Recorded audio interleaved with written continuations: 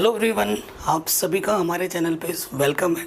आज के इस वीडियो से हम क्लास 9th की जो साइंस है वो भी हम शुरू कर रहे हैं। मैथ्स तो पढ़ ही रहे हैं तो साइंस भी हम पढ़ेंगे। साइंस की हर चैप्टर की 2 वीडियो आएगी। एक वीडियो में हम साइंस का जो एनसीईआरटी है उसे पूरा ढंग से समझेंगे आराम से, और दूसरी वीडियो में जो एनसीईआरटी के क्वेश्चन है और एक्स्ट्रा इंपॉर्टेंट जो क्वेश्चन बाहर के हैं, छोटे से बड़े सारे क्वेश्चन, वो हम समझेंगे। ठीक है, तो एक चैप्टर की 2 वीडियो आएगी। तो सबके लिंक्स मैं डाल भी दूंगा डिस्क्रिप्शन में, और प्लेलिस्ट ज़रूर चेक कर लेना। ठीक है, इस वीडियो को भर भर के प्यार दो जैसे आपने मैथ्स में दिया है। क्लास 10th 11th 12th की मैथ्स साइंस चैनल पे ऑलरेडी कंप्लीट है। ठीक है, तो वीडियो को पूरा वॉच करो और अच्छी लगे तो हर जगह शेयर करना, चैनल को ज़रूर सब्सक्राइब कर लेना। चलिए वीडियो को शुरू करते हैं।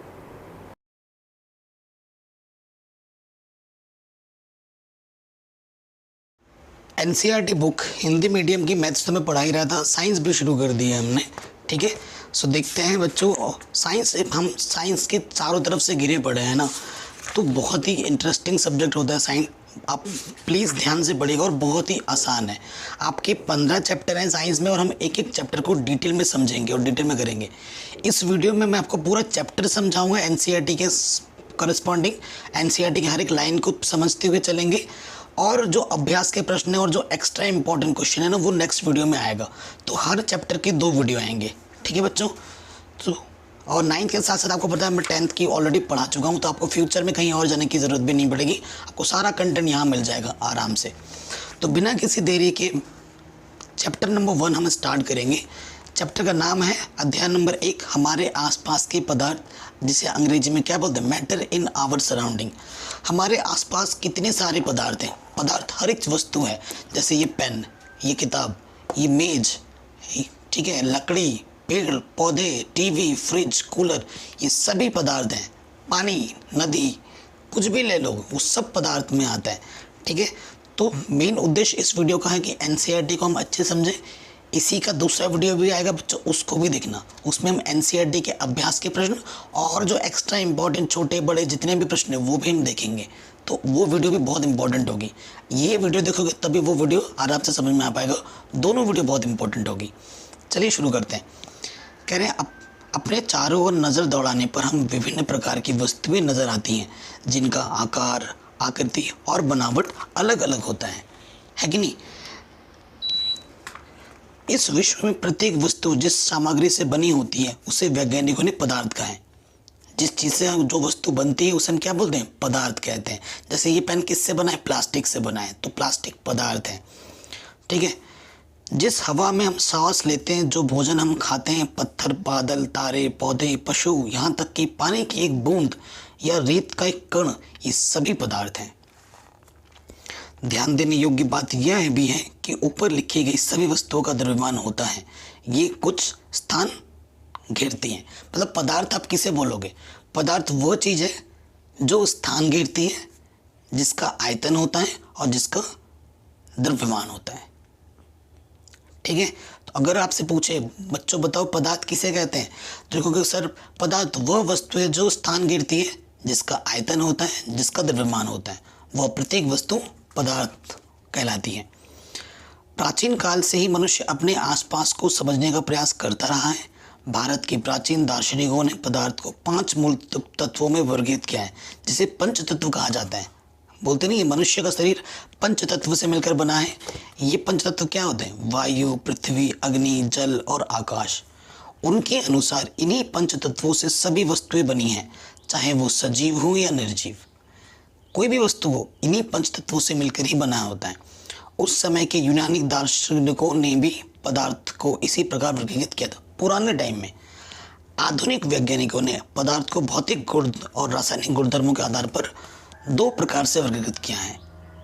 ठीक है, इस अध्याय में हम भौतिक गुणों के आधार पर पदार्थ के बारे में ज्ञान अर्जित करेंगे। तो जो पदार्थ के बारे में हम जानेंगे ना, भौतिक गुणों के आधार पर जानेंगे। भौतिक जो हम खुली आंखों से हमें दिखता है उसे हम भौतिक गुण कहते हैं। ठीक है, पदार्थ के रासायनिक पहलुओं को आगे के अध्यायों में पढ़ेंगे। ठीक है, रासायनिक क्या होता है वो आगे के अध्याय में पढ़ेंगे। पदार्थ का भौतिक स्वरूप। ठीक है, पदार्थ का भौतिक स्वरूप क्या है, पदार्थ कणों से मिलकर बना होता है। जैसे ये अगर आप मैं बोलूँ, अगर एक मिट्टी का कुछ बना रहे हो, जैसे कि मिट्टी के कोई खिलौना बनाया, तो मिट्टी का जो खिलौना बना है वो छोटे छोटे मिट्टी आए के एक साथ जब आपने जोड़ा, उनको यूं यूं करके आकार दिया, तब जाके एक वस्तु बनी। तो जो पदार्थ होता है ना, वो छोटे छोटे कणों से मिलकर बना होता है। कण किससे मिलकर बने होते हैं? अणु और परमाणु से मिलकर बने होते हैं, है ना। पदार्थ कणों से मिलकर बना होता है, मेन टॉपिक। बहुत समय तक पदार्थ की प्रकृति के बारे में दो विचारधाराएं प्रचलित थी। एक विचारधारा का यह मानना था कि पदार्थ लकड़ी के टुकड़े की तरह सतत होते हैं। मतलब पदार्थ क्या होता है? लकड़ी के टुकड़े की तरह समतल होते हैं। परंतु अन्य विचारधारा का मानना था कि पदार्थ रेत की तरह कणों से मिलकर बने होते हैं। जो पदार्थ होता है ना, जैसे ये पेन ही ले लो, तो ये पेन है ना, कई सारे छोटे छोटे कणों से मिलकर बना है, ठीक है। आइए एक क्रियाकलाप के द्वारा पदार्थ के स्वरूप के बारे में जानकारी लेते हैं। ये जो क्रियाकलाप है ना बच्चों, ये किया जाता है लैब में, ठीक है।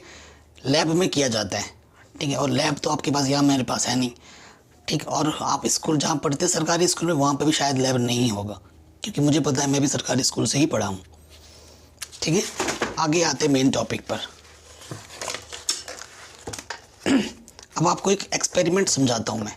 देखो, ये आपके पास पानी है, ये बीकर है, बीकर के अंदर पानी है, पानी को जल बोलते हैं। जल के अंदर मैंने क्या मिलाया? नमक मिलाया, ठीक है। और उसको यूं यूं हिलाया, तो नमक क्या होगा? पानी के साथ घुल जाएगा। तो ये पहले सादा जल था, उसमें नमक मिलाया, उसको यूं हिलाया, नमक जल बन गया, तो ठीक है। तो नमक पानी के साथ घुल गया। तो ये जो नमकीन पानी है, ये भी एक पदार्थ है, लेकिन समझाने के लिए जो पदार्थ होता है वो कणों से मिलकर बना होता है। तो देखो, जल भी कई सारे, जल का फॉर्मूला क्या होता है? रासायनिक सूत्र H2O, हाइड्रोजन के 2 मॉलिक्यूल्स और ऑक्सीजन का 1 मॉलिक्यूल्स मिलकर पानी बनाता है। और ये नमक के जितने भी कण थे इसके अंदर आ गए, और सब जब घोल दिए तो इसके साथ मिक्स हो गए। तो ये भी एक तरीके का पदार्थ है, और पदार्थ कणों से मिलकर बना होता है, ठीक है। पदार्थ के ये कण कितने छोटे होते हैं? पदार्थ के कण बहुत ज़्यादा छोटे होते हैं, ठीक है। यहाँ लिखा है, प्रयोग दर्शाता है कि पोटेशियम, ये जो क्रियाकलाप है ना बच्चों, ये खुद से आप पढ़िएगा, ठीक है। क्रियाकलाप इस पर बहुत सारे हैं, आप क्रियाकलाप खुद से पढ़ोगे तो ज़्यादा फायदा देगा, ठीक है। अब आते हैं, पदार्थ के जो कण होते हैं ना, वो बहुत ही छोटे छोटे हो सकते हैं, ठीक। पदार्थ के कणों के अभिलाक्षणिक गुण।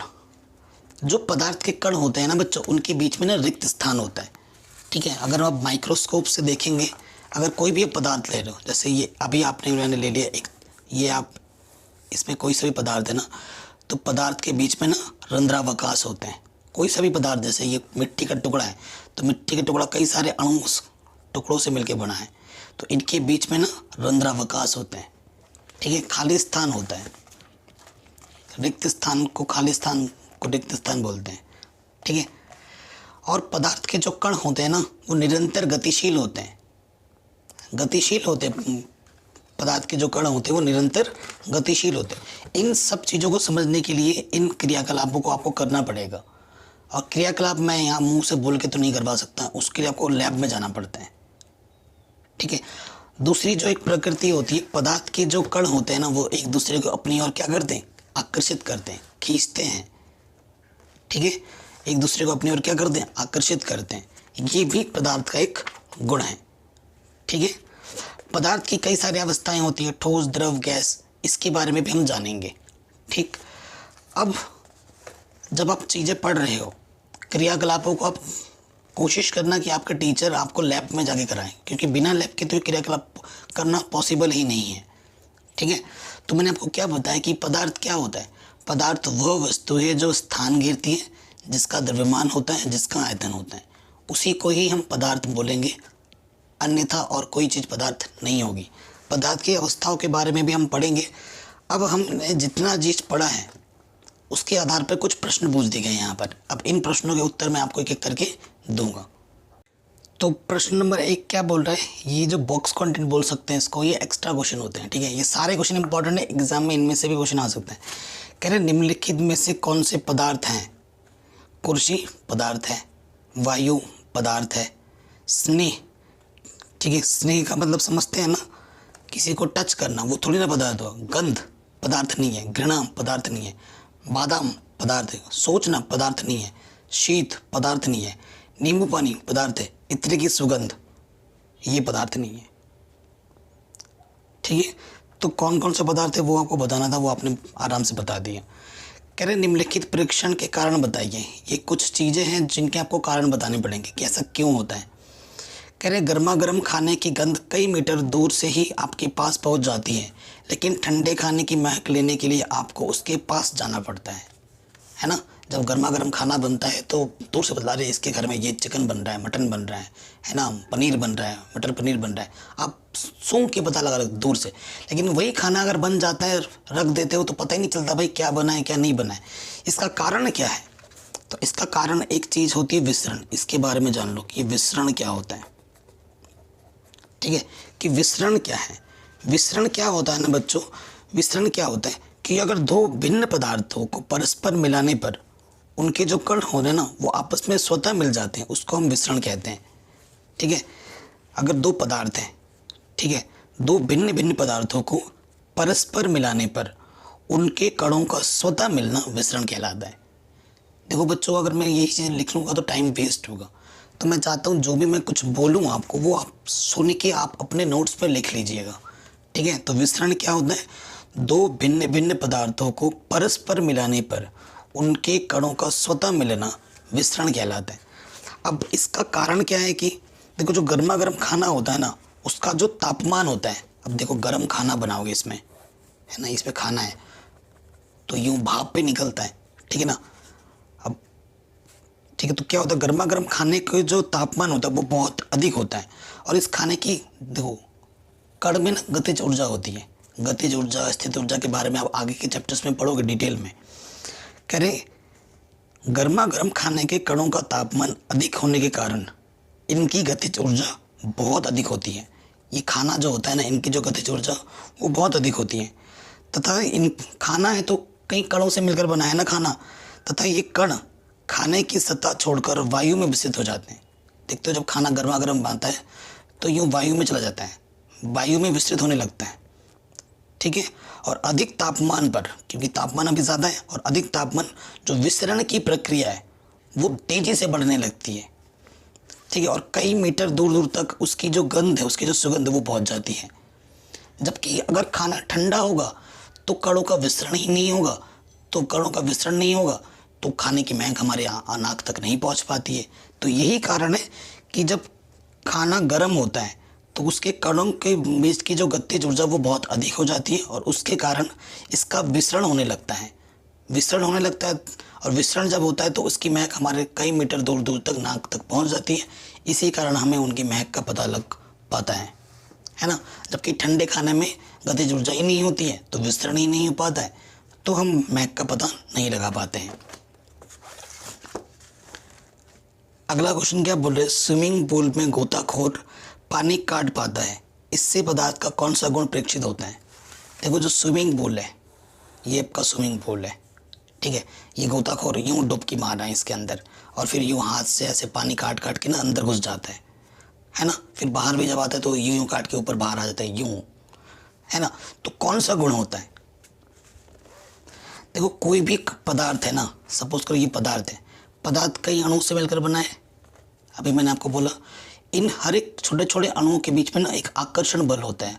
हर एक कण अपने एक कण को एक दूसरे की ओर खींचता है। मैंने बोला था इनके बीच आकर्षण बल होता है। कह रहे हैं पदार्थ के कणों के मध्य एक आकर्षण बल उपस्थित होता है। ठीक है, ये जो आकर्षण बल है ना, इस आकर्षण बल को पता है क्या बोलते हैं? अंतरा अणुक आकर्षण बल, नाम से ही पता चल रहा है। अंतरा मतलब अंदर, अणुक मतलब अणुओं में, आकर्षण बल। ठीक है, तो इनके बीच जो आकर्षण बल लगता है उसे हम क्या बोलते हैं? अंतरा अणुक आकर्षण बल उपस्थित होता है। ठीक है, इसी बल के कारण किसी पदार्थ के कण परस्पर बंधे रहते हैं। ये जो कोई पदार्थ आप मिट्टी का ये ढेला से गीला करके यूँ बनाते हो ना, तो वो यूँ चिपका रहता है, यूँ सख्त रहता है। किस बल के कारण? इसी अंतरा अणुक आकर्षण बल के कारण वो आपस में यूँ बंधा रहता है। ठीक है, यह बल ठोसों में सबसे अधिक होता है, द्रवों में सबसे कम होता है, और गैस में सबसे कम होता है, उससे भी ज़्यादा कम। ठीक है, समझ पा रहे हो? स्विमिंग, क्योंकि देखो स्विमिंग पूल है, स्विमिंग पूल में क्या है? द्रव है, तो अंतरा अणुक आकर्षण बल क्या है? इसमें कम है। ये पानी है, द्रव अवस्था में है। अभी मैं बताऊंगा पदार्थ की अवस्थाओं के बारे में। 3 अवस्थाएं होती है, ठोस, द्रव, गैस। तो द्रव में अंतराअणुक आकर्षण बल क्या होता है? कम होता है। तब जब गोताखोर इसके अंदर कूदता है तो इनके बीच का जो अंतराअणुक आकर्षण बल है वो कम होता है और इस वजह से वो दूर दूर हट जाते हैं और गोताखोर को पानी हटाने में आसानी होती है। तो कौन से गुण के कारण? कम अंतराअणुक आकर्षण बल के कारण। चूंकि पानी द्रव अवस्था में रहती है और द्रव अवस्था में होने के कारण पानी का अंतराअणुक आकर्षण बल कम होता है, इसी वजह से गोताखोर पानी को आसानी से हटा पाता है। ये इसका मेन कारण था। ठीक है बच्चों, समझ में आ गया? मैं ज़्यादा समझाने पे जोर देता हूँ। इसके बाद नेक्स्ट वीडियो पे मैं आपको बस नोट्स प्रोवाइड कराऊंगा, अच्छे अच्छे नोट्स। इस वीडियो में मैं ज़्यादा समझाने पे जोर दूंगा। पदार्थ के कणों की क्या विशेषताएं होती हैं? अभी अब मैंने बताया भी था आपको, जो पदार्थ, कोई भी पदार्थ है, कई छोटे छोटे कणों से मिलकर बना होता है ना? तो पदार्थ के कणों की क्या विशेषता है? पहली विशेषता क्या है? पदार्थ के कणों के बीच में ना रिक्त स्थान होते हैं। पहला चीज़ क्या होता है? रिक्त स्थान होते हैं। पदार्थ के कणों के बीच में रिक्त स्थान होता है। नंबर 2, ठीक है, ये कण इन रिक्त स्थानों में, ये कण इन रिक्त स्थानों में गतिज अवस्था में होते हैं, गतिज अवस्था में होते हैं। ठीक है। उसके बाद नंबर 3 प्रॉपर्टी क्या है? ये कण परस्पर एक दूसरे को अपनी ओर आकर्षित करते हैं। आकर्षण का गुण होता है इसमें। ठीक है, ये कण परस्पर एक दूसरे की ओर अपनी ओर आकर्षित करते हैं, जिन्हें हम क्या बोलते हैं? अंतराअणुक आकर्षण बल बोलते हैं, जिसी के कारण ये एक दूसरे से आपस में बंधे रहते हैं। यही इसका एक मेन रीज़न है, अंतराअणुक आकर्षण बल। ठीक है, आगे समझ में? तो ये क्वेश्चन भी हमने आराम से कर लिया। आपको समझ में आ गया होगा जो भी मैंने अभी तक आपको बताया है कि नहीं? अब हम आगे बढ़ते हैं। नेक्स्ट टॉपिक हमारा क्या है? पदार्थ की अवस्थाएं। अपने आसपास के पदार्थों को ध्यान से देखें, ये कितने प्रकार के हैं? कितने प्रकार के होते हैं? पदार्थ की 3 अवस्थाएं, ठोस, द्रव और गैस। ठीक है, पदार्थ की ये अवस्थाएं उनके कणों की विभिन्न विशेषताओं के कारण होती है। अब हम पदार्थ की 3 अवस्थाओं के गुणों के विस्तार में अध्ययन करेंगे। तो यहाँ पर ठोस, द्रव और गैस तीनों लिखा हुआ है। आपको मैं बाय एग्जाम्पल देके हर एक चीज़ समझाऊंगा। ठीक है, यहाँ रखता हूँ। एक तरफ ठोस लिखेंगे, ठीक है, बहुत आसानी से समझाऊंगा। यहाँ मैंने ठोस लिखा, यहाँ मैंने द्रव लिखा और यहाँ मैंने गैस लिखा। मैं ठोस का उदाहरण भी दे रहा हूँ। ठोस बोले तो जैसे लोहा ले लो, लोहा। द्रव जैसे मैंने ले लो, पानी। और गैस तो गैस ही होता है ना, CNG गैस। बट ठीक है, आपके जो घर के गैस सिलेंडर के अंदर जो गैस है ना, या फिर वाष्प जो होता है, वाष्प जब खाना बनाते हो तो धुआं धुआं निकलता है ना, वाष्प, वो भी गैसीय अवस्था में ही होते हैं। ठीक है, गुण क्या है? मेन गुण, अगर आकार की बात की जाए, अगर आकार की बात की जाए तो ठोस का आकार क्या होता है? निश्चित होता है। ठोस का आकार निश्चित हो, लोहा है तो लोहा ही रहेगा। तुम लोहे को खींच के तुम बढ़ा नहीं सकते, वो फिक्स है ना? जैसे ये ठोस अवस्था में, इस पेन को तुम खींचो यूं यूं, ये हिलेगा नहीं अपनी जगह से। पानी आकार क्या होता है? निश्चित नहीं होता है, अनिश्चित होता है इसका आकार।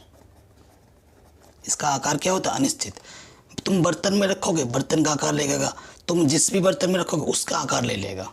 तो इसका आकार क्या होता है? अनिश्चित होता है। गैस का भी आकार क्या होता है? अनिश्चित होता है, क्योंकि ये फैल जाता है। गैस का आकार भी क्या है? अनिश्चित है, क्योंकि ये फैल जाता है। ठीक है, तो आकार के बारे में तो बात कर ली। आयतन, आयतन का मतलब क्या होता है ना, जैसे एक बाल्टी में कितना पानी आ सकता है, वो होता है आयतन। ठीक है, जो जगह घेरती है और कितनी वस्तु उसमें समाहित हो सकती है। ठीक है, लोहा, तुम मेरे लोहे की बाल्टी बनाओगे तो वो उतना ही रहेगा, फैलेगा नहीं, है ना? तो इसका आयतन क्या होता है? आयतन, ठोस का आयतन क्या होता है? निश्चित होता है। ऐसे देखो, ठोस का आयतन निश्चित होता है। द्रव का आयतन निश्चित, इसका भी आयतन निश्चित होता है, क्योंकि द्रव और नहीं हो सकता, निश्चित होता है। गैस का आयतन क्या होता है? नहीं होता निश्चित, क्योंकि वो तापमान पर निर्भर करेगा, फैल जाएगा ऐसे ऐसे ना, तो ये अनिश्चित होते हैं, अनिश्चित। तरलता, तरलता की बात करूं, तरलता की अगर बात करें, तरलता मतलब बहना। ठोस, ठोस बहता है क्या? पानी की तरह है क्या ठोस? नहीं, ये बहते नहीं है, ये बहते नहीं है, ठीक है। जबकि जो द्रव है वो बहते हैं। द्रव आपका क्या होगा, अगर पानी को आप गिरा दोगे ना तो जो ऊपर से ढलान की हो जाएगी, है ना, ढलान की जाएगा, ये ऊपर से नीचे की ओर बहते हैं, ये ऐसे लिख सकते हो, ढलान की ओर बहते हैं, ढलान की ओर बहते हैं, ठीक है। और गैस क्या होता है, हर एक दिशा में बहती है, हर जगह बह सकती है। बहना मतलब फैल जाना, हर दिशा में बहती है, हर दिशा में बहती है, ठीक है। अब दाब, दाब का प्रभाव बात करो। दाब क्या होता है? दाब का मतलब दबाव, किसी पे यूं, प्रेशर, अंग्रेजी में क्या बोलते हैं? प्रेशर बोलते हैं। तो दाब का क्या प्रभाव है, ये हम बात करेंगे। दाब का मतलब सिंपल सी चीज़ें होती हैं, आप चीज़ों को कॉम्प्लिकेटेड मत बनाया करो, है ना, कठिन मत बनाओ, चीज़ें सब आसान है। तो दाब क्या होता है, तुम इसको दबा नहीं सकते, दबा भी सकते हो, बहुत ही कम दबेगा। तो जो ठोस होता है ना, उसका दबाव कम होता है ना, बहुत कम दबाया जा सकता है। ये नहीं कहेंगे कि नहीं जा सकता, जा सकता है, बहुत कम। अब लोहे की एक सख्त टिन है, यूं जोर लगा के थोड़ा सा मोड़ पाओगे, लेकिन पूरा बनाने में बहुत जान लगेगा ना, बट मुड़ जाता है थोड़ा बहुत, तो तभी लिखा बहुत कम दबाया जा सकता है, ठीक है। पानी है, पानी को ये मारोगे पिचकारी की तरह फैल जाएगा, है ना। तो क्या है, इनको ठोस की अपेक्षा अधिक दबाया जा सकता है, ठोस की अपेक्षा अधिक दबाया जा सकता है। मैं इस टॉपिक को इतना ज़्यादा क्यों बता रहा हूँ, क्योंकि यही तो चैप्टर का नाम है ना, ठोस द्रव अवस्था, यही मेन चीज़ इसके बारे में पढ़ रहे हैं हम।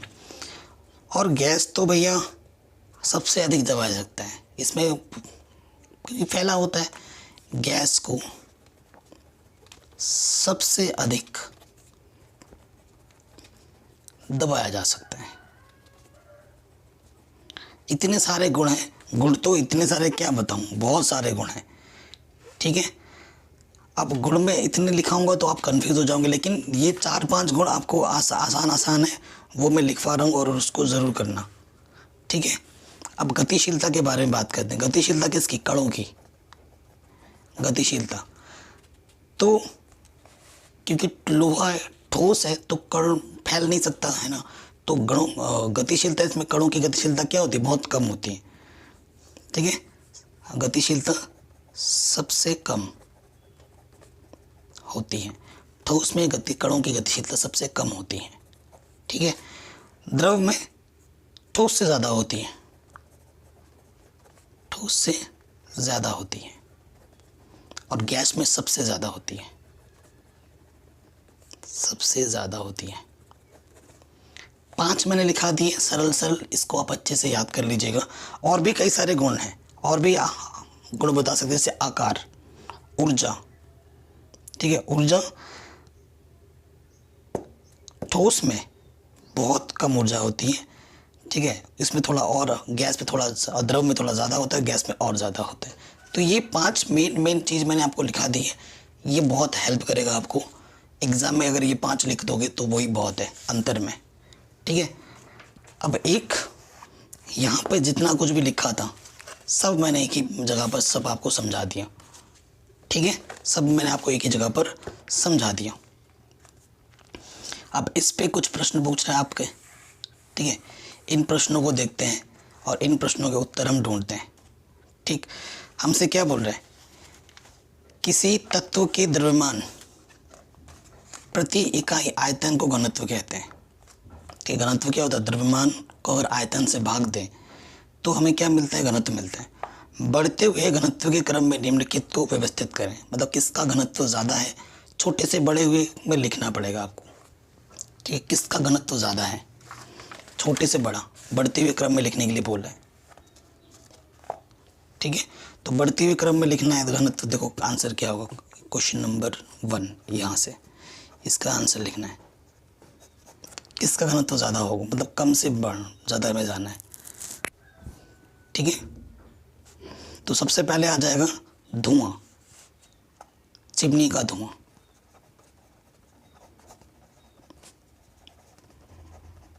ठीक है, उसके बाद आएगा वायु, उसके बाद आएगा रुई, उसके बाद आएगा जल, उसके बाद आएगा शहद, उसके बाद आएगा चौक और उसके बाद आएगा लोहा। घनत्व ये बढ़ते हुए क्रम में रखा है मैंने। सबसे कम घनत्व होगा चिमनी के धुएं का, उससे ज़्यादा घनत्व होगा वायु का, उससे ज़्यादा घनत्व होगा रुई का, उससे ज़्यादा घनत्व होगा जल का, उससे ज़्यादा घनत्व होगा शहद का, उससे ज़्यादा घनत्व होगा चौक का और उससे ज़्यादा घनत्व होगा लोहा का। तो घनत्व का सीधा सीधा तात्पर्य आप किससे लगा पा रहे हैं, अपने माइंड के अकॉर्डिंग, सघनता से। किससे, सघनता से। घनत्व बोले तो किसकी सघनता सघनता है, तो चिमनी की धुएं की सघनता कम है, उससे ज़्यादा वायु की है, उससे ज़्यादा रुई की है, उससे ज़्यादा जल की है, उससे ज़्यादा सघनता शहद की है, उससे ज़्यादा सघनता चौक की है, उससे ज़्यादा सघनता लोहे की है। सघनता है ना, ये हमसे बोल रहा था, वो हमने आराम से कर दिया। उसके बाद आपसे क्या बोल रहे हैं नेक्स्ट क्वेश्चन में, पदार्थ की विभिन्न अवस्थाओं के गुणों में होने वाले अंतर को सारणीबद्ध कीजिए। अरे भाई अभी तो हमने किया था आपकी आंखों के सामने, है ना, अभी किया था, ये सारणी नहीं बनाई थी हमने, इसी को बोला है, तो ये तो हमने पहले ही कर लिया है। फिर हमसे क्या बोला, निम्नलिखित पर टिप्पणी लिखिए कि दृढ़ता क्या होता है, संपीड़ितता क्या होता है, तरलता क्या होती है, बर्तन में गैस का भरना क्या होता है, आकार क्या होता है, गतिज ऊर्जा क्या होती है, घनत्व क्या होता है। टिप्पणी के मतलब इन सब की परिभाषाएं लिखनी है आपको। ठीक है, इन सब की क्या लिखनी है, परिभाषाएं। कोई दिक्कत नहीं, मैं आपको सारी सबकी परिभाषाएं लिखवा देता हूँ बहुत ही सरल सरल शब्दों में। ठीक है, सबसे पहले वाले पे आ जाऊँ, नंबर 1 पे है दृढ़ता, कि भैया दृढ़ता क्या होती है। दृढ़ता क्या है ना, पदार्थ का एक गुण है, यह पदार्थ का एक गुण है। ठीक है, यह गुण पदार्थ के मध्य स्थित, यह गुण पदार्थ के मध्य स्थित रिक्त स्थानों को व्यक्त करता है।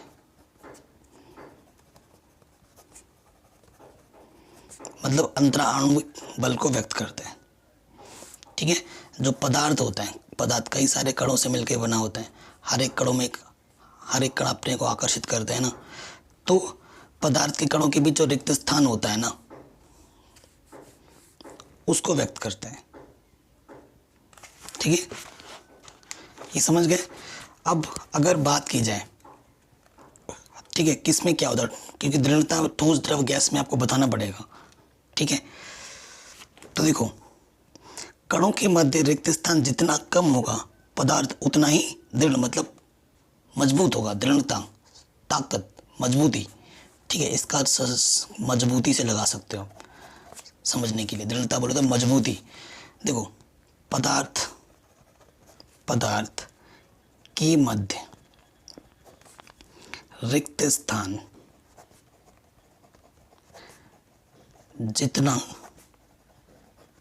कम होगा, पदार्थ के मध्य रिक्त स्थान जितना कम होगा, पदार्थ उतना सख्त होगा या मजबूत होगा, पदार्थ उतना ही दृढ़ होगा। दृढ़ का मतलब सख्त, मजबूत। ठीक है, तो ठोस की दृढ़ता सबसे ज़्यादा होती है। ठीक है, दृढ़ता, ठोस की दृढ़ता सबसे ज़्यादा होती है।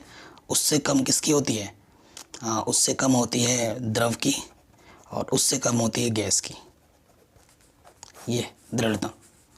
ठीक है, गैस से ज़्यादा दृढ़ कौन, द्रव होता है, द्रव से ज़्यादा दृढ़ कौन होता है, ठोस होता है। दृढ़ता का बढ़ता हुआ क्रम। तो आप अगर आपसे कोई पूछे आप बोलोगे ठोस की दृढ़ता सबसे ज़्यादा होती है, उससे कम द्रव की होती है, उससे कम गैस की होती है। दृढ़ता क्या होता है वो मैंने आपको आराम से समझा दिया है, ठीक है। अब आ जाओ नेक्स्ट पार्ट पर। नेक्स्ट पार्ट पे आपको क्या बताना है, संपीड्यता। संपीड्यता, संपीड्यता क्या है इसके बारे में जानना है, ठीक है। संपीड्यता का मतलब क्या होता है ना, दबाव को व्यक्त करती है कि उस पर कितना दबाव लगाया जा रहा है। मतलब संपीड्यता ऐसे लिख सकते हैं, संपीड्यता का गुण उन पर या पदार्थ पर दाब के प्रभाव को व्यक्त करती है। बहुत ज़्यादा गर्मी हो रही है बच्चों, मैं थोड़ा सा फैन ऑन कर लेता हूँ, है ना, पूरा भीग जा रहा हूँ, ठीक है। इसको व्यक्त करती है। यदि पदार्थ को बाह्य दाब के द्वारा दबाया नहीं जा सकता तो उसकी संपीड्यता नगण्य होगी, ठीक है। मतलब किसी पदार्थ को मैं अगर दबाव नहीं, जैसे ये किताब है, देखो किताब के पन्ने है ना, इसको मैं यूँ दबा रहा हूँ तो ये दब नहीं रहा है। अगर किसी पदार्थ को बाहरी दबाव से अगर नहीं किया जा पा रहा, दबाया नहीं जा सकता, तो उसकी संपीड्यता सबसे नगण्य होती है, ठीक है। तो वही चीज़ मैं लिख रहा हूँ यहाँ पर, यदि क्या यदि पदार्थ को बाह्य दाब के द्वारा, ठीक है, मेरी हिंदी उतनी अच्छी नहीं है, हाँ, दाब के द्वारा दबाया नहीं जा सकता, तो उसकी संपीड्यता कम होगी, मतलब ना के बराबर होगी। इसके अलावा मतलब इसका उल्टा देखो, इसके अलावा यदि पदार्थ को बाह्य दाब के द्वारा,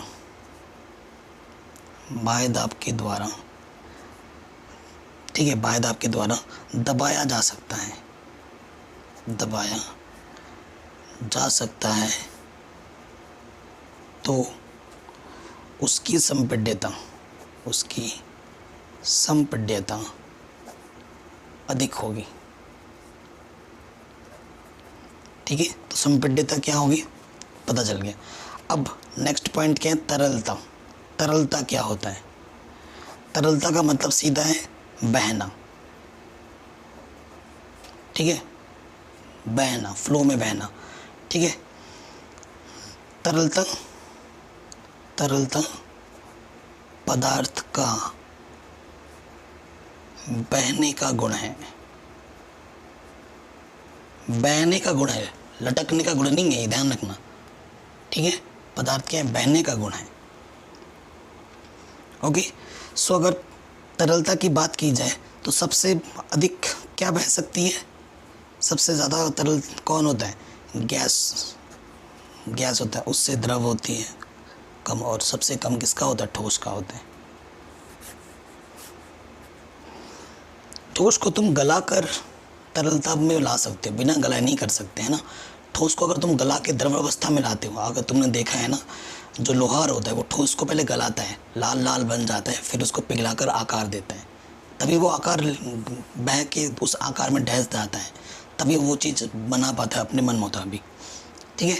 तो ठोस में अगर तरलता का गुण लाना है तो उसको पहले क्या करना पड़ेगा, पिघलाना पड़ेगा ताप देकर, ठीक है। अगला बोला है बर्तन में गैस भरना। चौथा जो पॉइंट है वो क्या है, बर्तन में गैस भरना, ठीक है। बर्तन में गैस भरना, देखो गैस जिस बर्तन में भरोगे तो उस बर्तन का वो आकार ले लेगा। गैसों के कणों के मध्य ना रिक्त स्थान बहुत होते हैं, है ना। गैस तभी तो फैलता है, इधर उधर फैल जाता है, क्यों, क्योंकि उनके बीच का जो रिक्त स्थान है, क्योंकि उसके जो अणु है वो बहुत दूर होते हैं, ठीक है। तो क्या गैसों के कणों के मध्य पर्याप्त रिक्त स्थान उपलब्ध रहता है तथा ये कण इन रिक्त स्थानों में अत्यधिक गतिज ऊर्जा के कारण गतिशील रहते हैं। जब किसी गैस को बर्तन में भरा जाता है तो इसके कण बर्तन का संपूर्ण स्थान घेर लेते हैं तथा बर्तन की दीवारों से भी टकराते रहते हैं, जिससे बर्तन की दीवारों पर दबाव पड़ता है। इसे ही गैस का दबाव कहते हैं। समझ गए ना क्या मैंने बोला? बर्तन में गैस भरना क्या होता है? क्योंकि जो गैस होता है उनके बीच जो कणों की दूरी बहुत ज़्यादा होती है। इसी वजह से जिस भी बर्तन में तुम रखोगे वो उस बर्तन के आकार पर जाके आकार ले लेगा, उससे जाकर टकराएगा और टकराने के कारण उससे जब ये बर्तन है और ये गैस आके इधर उधर टकरा रही है तो वो गैस उस पर एक दाब, उस बर्तन के चारों बाउंड्री पे एक दबाव बनाएंगी, जिसे हम गैस का दाब कहते हैं। ठीक है, अगला पॉइंट क्या है हमारे पास? अगला पॉइंट है आकार। आकार क्या होता है? ठीक है, आकार आप समझ सकते हैं।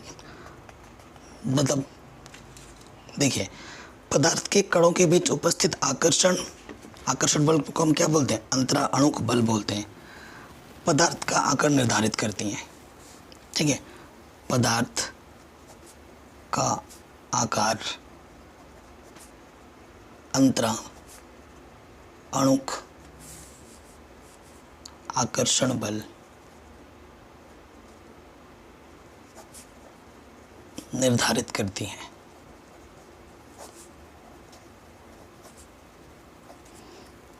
ठीक है, ये तो करती है। यदि पदार्थ के कणों के बीच आकर्षण बल अधिक होगा तो पदार्थ का आकार निश्चित होगी। इसके विपरीत यदि आकर्षण बल कम होगा तो आकार अनिश्चित होगा। ठीक है, सीधी सी बात है। देखो, अब जो ठोस है हमारा, ठीक है, इसका जो अंतराणुक आकर्षण बल है वो बहुत अधिक है। ठीक है, इसका जो आकर्षण बल है, अंतराणुक आकर्षण बल क्या है? अधिक है। और जब आकर्षण बल अधिक है तो इसका मतलब क्या है कि आकार कम घेरेगा। जबकि गैस है, गैस बोल रहा हूँ, द्रव, इसका अंतराणुक भाग आकर्षण बल ठोस से ज़्यादा है, मतलब कम है, ज़्यादा बोल रहा हूँ, कम है ना। इसका आकार थोड़ा कम है क्योंकि थोड़ा फैले रहते हैं, दूर दूर रहते हैं द्रव में थोड़ा। ठीक है, और ये आकार ज़्यादा लेगा, जिस भी बर्तन में रखा उसी का आकार ले लेता है। द्रव में तो और ज़्यादा होता है, इससे और कम है ये। ठीक है, तो और ज़्यादा आकार ले लेते हैं। तो आकार समझ गए ना? अंतराणुक आकर्षण बल अगर अधिक होगा तो आकार लेने में दिक्कत होगी। अंतराणुक आकर्षण बल जितना कम होगा वो उतने उस पात्र का आकार जल्दी ले लेता है उस अवस्था में। तो ठोस अवस्था में अंतराणुक आकर्षण बल सबसे ज़्यादा होता है तो आकार लेने में उसको दिक्कत होती है। द्रव में क्या होता है? अंतराणुक आकर्षण बल कम होता है तो वो किसी भी वस्तु का आकार ले लेता है। अगर तुम गिलास में डालोगे पानी तो गिलास के आकार का हो जाएगा, अगर तुम कटोरे में डालोगे तो कटोरे के आकार का हो जाएगा। द्रव में, गैस अवस्था में क्या होता है? अंतराणुक आकर्षण बल द्रव की अवस्था में और कम हो जाता है तो ये तो और ज़्यादा फैलता है, और ज़्यादा आकार लेता है। ठीक, ये चीज़ भी हो गई। अब हम बात करेंगे गतिज ऊर्जा। ठीक है, नेक्स्ट टॉपिक यहाँ क्या लिखा हुआ है? गैस का बनना का गतिज ऊर्जा। गतिज ऊर्जा का मतलब नाम से ही पता चल रहा है, गति के कारण जो ऊर्जा प्राप्त होती है ना, उसे हम गतिज ऊर्जा कहते हैं। पदार्थों के कण, मैंने अब स्टार्टिंग में ही बोला था, कोई से भी पदार्थ लोगे कणों से मिलकर बना है, और ये जो कण होते हैं ना वो हमेशा गतिशील होते हैं। ठीक है, ये कण क्या होते हैं? गतिशील होते हैं। तो क्या होता है? पदार्थों के कण सदैव गतिशील रहते हैं जिसके कारण उनमें गतिज ऊर्जा उपस्थित होता है। ठीक है, समझ रहे हो? गतिज ऊर्जा पदार्थ का ताप बढ़ने पर बढ़ जाती है, ये लिख सकते हो। पदार्थों के कण सदैव गतिशील रहते हैं जिसके कारण उनमें गतिज ऊर्जा उपस्थित रहती हैं। ठीक है, गतिज ऊर्जा के कारण, गतिज ऊर्जा के कारण पदार्थ का ताप, पदार्थ का ताप बढ़ने पर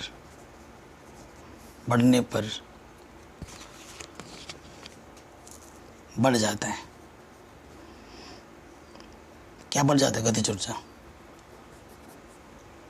गतिज ऊर्जा कब बढ़ेगी? जब पदार्थ में आप वस्तु का ताप बढ़ा दोगे नीचे से तो उसके बढ़ जाएगा।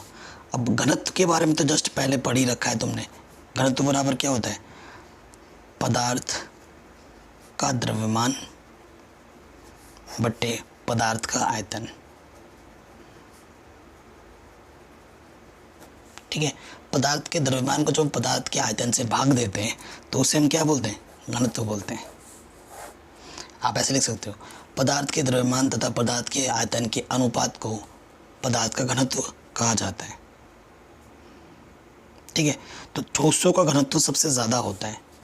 ठीक है, अगर घनत्व का मैं बात करूं तो ठोस का घनत्व सबसे ज़्यादा होता है, उससे कम द्रव का होता है, उससे कम गैस का होता है। ये स्टार्टिंग में ही बता दिया था मैंने। ठीक है, ये चीज़ भी आपको समझ में आ गई होगी।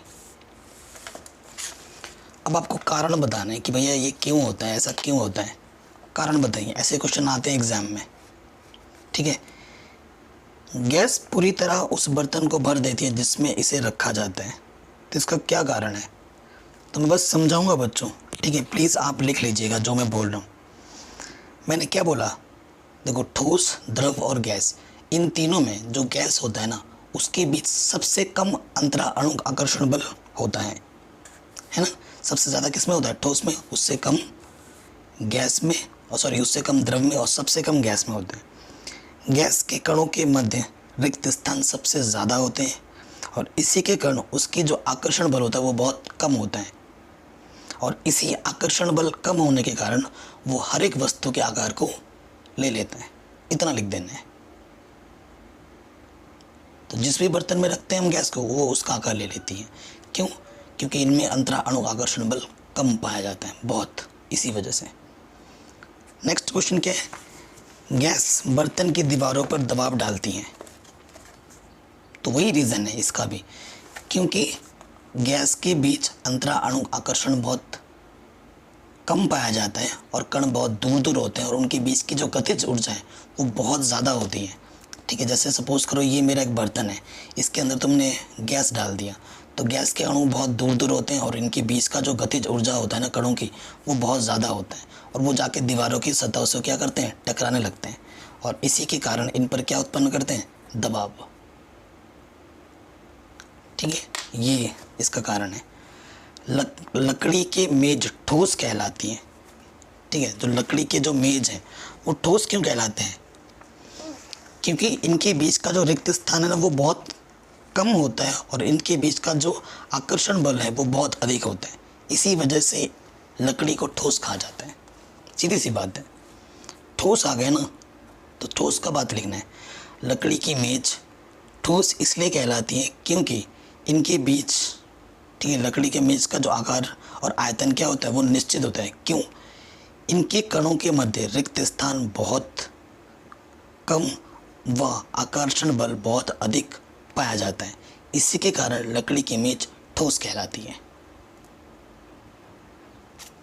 ठीक है, ये लिख देना।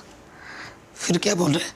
हवा में हम आसानी से अपना हाथ चला सकते हैं, लेकिन एक ठोस लकड़ी को टुकड़े में हाथ चलाने के लिए हमें कराटे में दक्ष होना पड़ता है।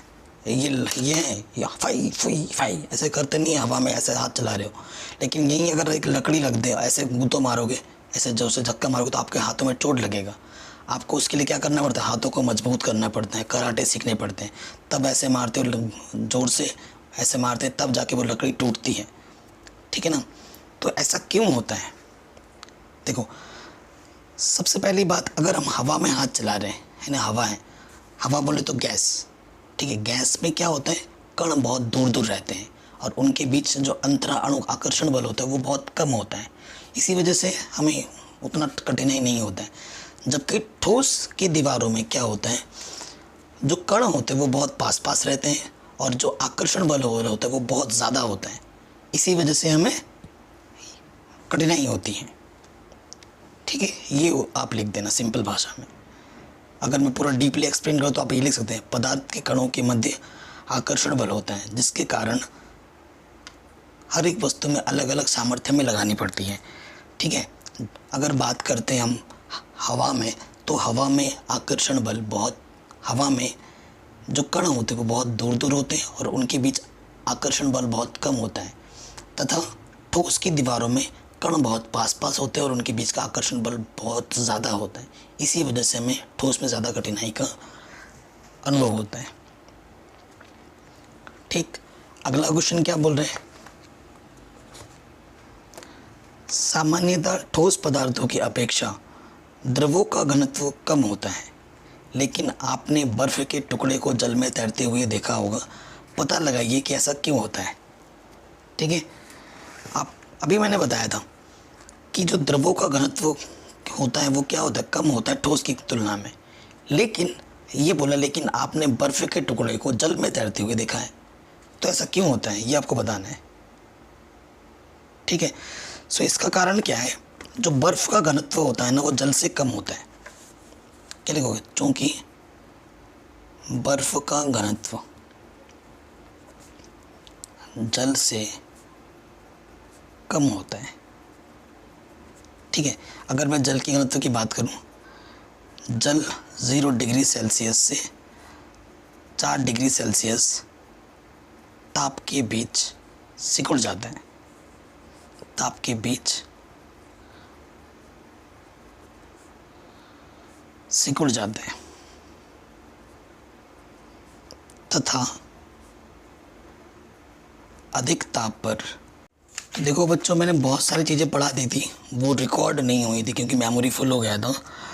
अब मैंने जब देखा तो मैंने 1-2 पेज और पढ़ा दिए थे, तो वो रिकॉर्ड नहीं है, उसके लिए माफ़ी चाहता हूँ। ठीक है, ये चीज़ मैंने पढ़ा दी थी तो ये क्यों होता है, आपने यहाँ से शायद में पढ़ा था, सामान्यतः ठोस पदार्थों की अपेक्षा द्रवों का घनत्व कम होता है, लेकिन आपने बर्फ़ के टुकड़े को जल में तैरते हुए देखा होगा। पता लगे ऐसा क्यों होता है, तो इसका मेन कारण है कि उसका जो घनत्व होता है वो कम होता है, इसीलिए वो ऐसा होता है। अब नेक्स्ट टॉपिक हमारा क्या था, क्या पदार्थ अपनी अवस्था को बदल सकता है? बिल्कुल बदल सकता है। किस अवस्था में बदल सकता है, मैंने उदाहरण सब कुछ पढ़ा दिया था। जैसे कि देखिए, अगर आपके पास पानी है, ठीक है, ऊष्मा के कारण ही होता है। पानी को आपने क्या किया, ठंडा किया, ठंडे वाला ऊष्मा दिया आपने, तो ये क्या बन गया, बर्फ़ बन गया। तो पानी ये भी किस अवस्था में था, द्रव अवस्था में। बर्फ़ किस अवस्था में होता है, ठोस अवस्था में। तो देखो अवस्था तो चेंज हो रही है ना। अब बर्फ़ को तुम फिर से क्या करोगे, गर्म करोगे तो वो तो पानी बन जाएगा, तो वो द्रव अवस्था में आ जाएगा, है ना। तो हम अवस्था को चेंज कर सकते हैं, ठीक है, तापमान के द्वारा। अब एक मस्त सा क्वेश्चन आ जाएगा, देखना यहाँ पर देखो, ठोस के तापमान को बढ़ाने पर उसके कणों की गतिज ऊर्जा बढ़ जाती है ना।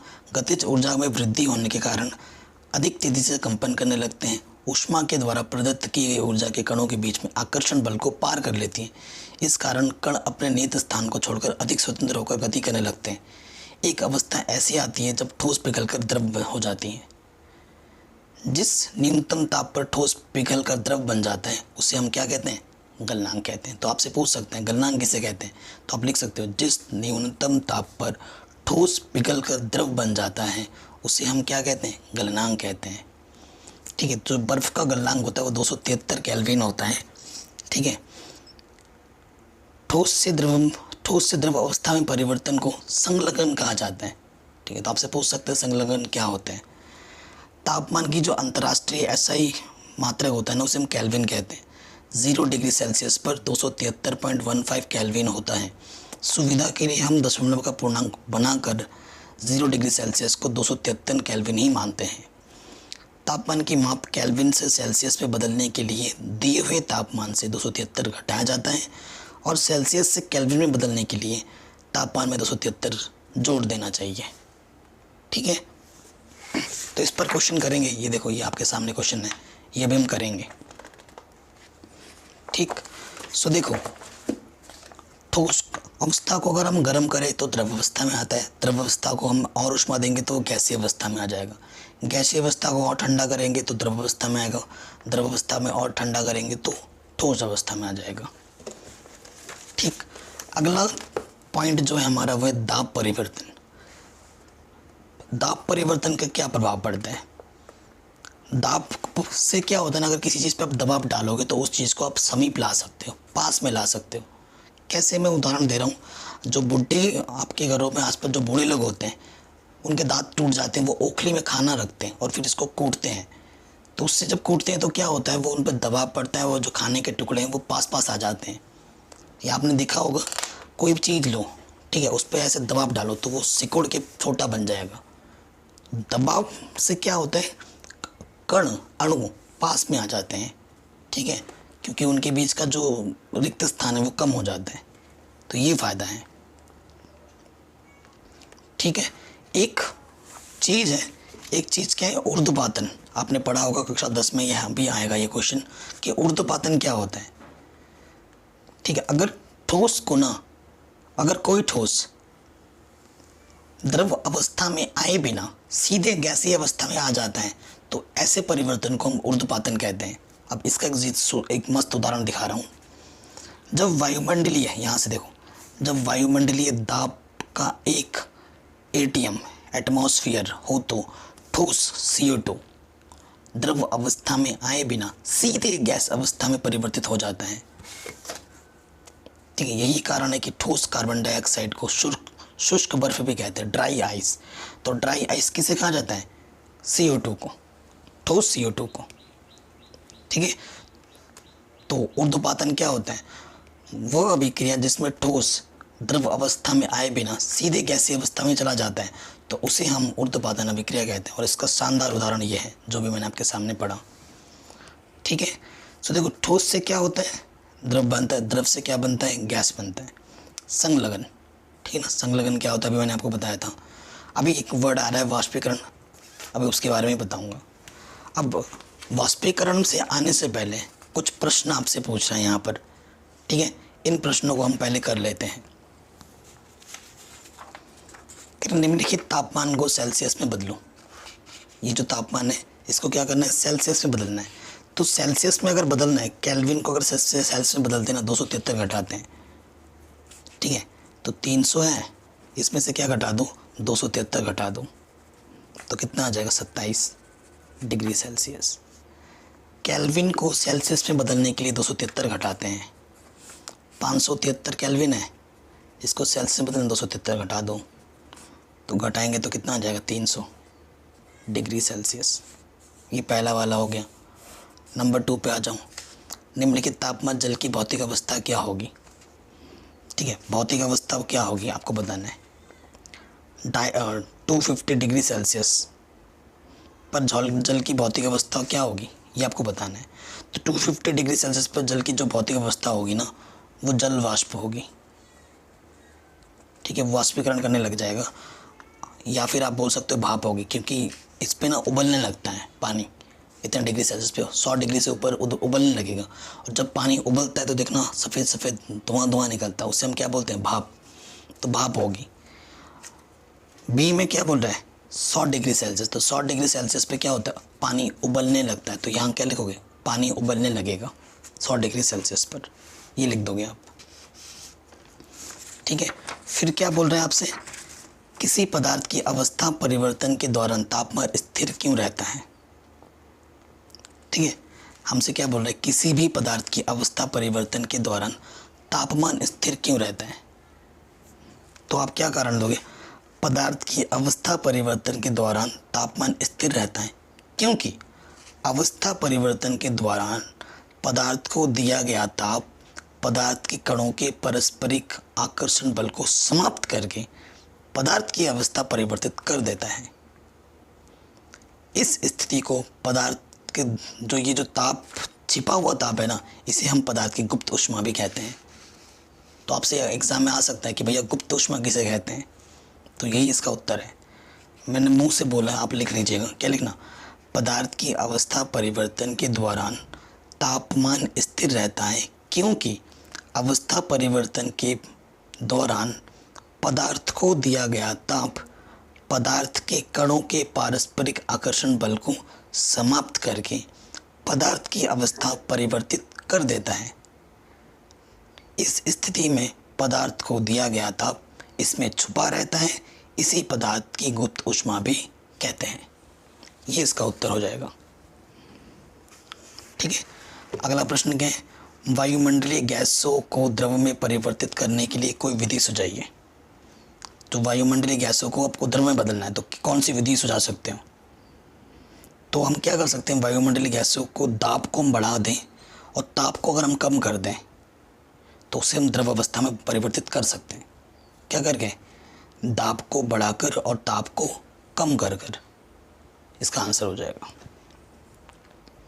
ठीक है, कोई दिक्कत नहीं होगी। अगले टॉपिक पे आ जाओ। अगले टॉपिक पे आ जाओ। अगला टॉपिक क्या बोल रहा है? वाष्पीकरण। पदार्थ की अवस्था बदलने के लिए सदैव ऊष्मा देना या दाब बदलना आवश्यक है।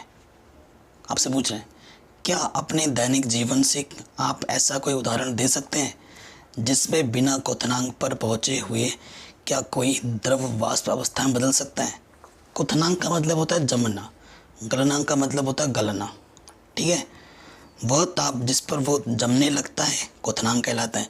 वह ताप पर कोई वस्तु जब पिघलने लगता है तो उसका वो गलनांक कहलाता है। जल को खुला छोड़ देने पर यह धीरे धीरे वाष्प में परिवर्तित हो जाता है। तो वाष्पीकरण क्या होता है ना, अब देखते हो कपड़े आप धूप में डालते हो तो वो सूख जाते हैं, है ना? कैसे होता है? तो दो जो सतह से ना जो द्रव हो ना, द्रव सीधे गैस अवस्था में परिवर्तित हो जाता है। ठीक है, तो धीरे धीरे वो वहाँ से द्रव गायब हो जाता है तो वो कपड़ा सूख हो जाता है। तो यही प्रक्रिया आपकी वाष्पीकरण कहलाती है। तो वाष्पीकरण किसे कहते हैं वो आपको मैं बताता हूँ, अगर सटीक शब्दों में कहा जाए। ठीक है, द्रव की खुली सतह से प्रत्येक ताप पर धीरे धीरे द्रव का अपने वाष्प में बदलना वाष्पीकरण कहलाता है। ठीक है, द्रव की खुली सतह से प्रत्येक ताप पर धीरे धीरे द्रव का अपने वाष्प में बदलना वाष्पीकरण कहलाता है। ये आप लिख सकते हो। ठीक है, तो वाष्पीकरण क्या होता है आप समझ गए होंगे। अब अगला टॉपिक क्या है? वाष्पीकरण को प्रभावित करने वाले कारक। तो यहाँ से ये कारक लिखे हुए हैं एनसीईआरटी में। ठीक है, सतह क्षेत्र बढ़ने पर, अगर क्षेत्र बढ़ जाएगा, सतह क्षेत्र बढ़ने पर, ये मेन कारण है। क्या होता है? अब हम जानते हैं कि वाष्पीकरण एक सतही प्रक्रिया है। सतही क्षेत्र बढ़ने पर वाष्पीकरण की दर भी बढ़ जाती है। जैसे कपड़े सुखाने के लिए हम उन्हें फैला देते हैं। ठीक है, अगला टॉपिक क्या है? तापमान में वृद्धि। अगर आप तापमान को बढ़ा दोगे तो क्या होगा? तापमान बढ़ने पर अधिक कणों को पर्याप्त गतिज ऊर्जा मिलती है जिससे वे वाष्पीकृत हो जाते हैं। तो वाष्पीकरण की दर बढ़ जाती है तापमान बढ़ाने पर। ठीक है, उसके बाद आर्द्रता में कमी। अगर थोड़ा सा आर्द्रता मतलब नमी में अगर कम कर दी जाए, वायु में विद्यमान जल वाष्प की मात्रा को आर्द्रता कहते हैं। ठीक है, नमी किसी निश्चित तापमान पर हमारे आसपास की वायु में एक निश्चित मात्रा में ही जल वाष्प होता है। जब वायु में जल कणों की मात्रा पहले से अधिक होगी तो वाष्पीकरण की दर घट जाएगी।